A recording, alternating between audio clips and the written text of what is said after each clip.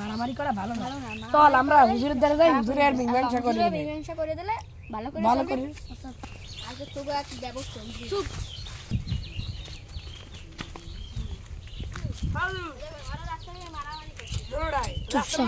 মারামারি হচ্ছে।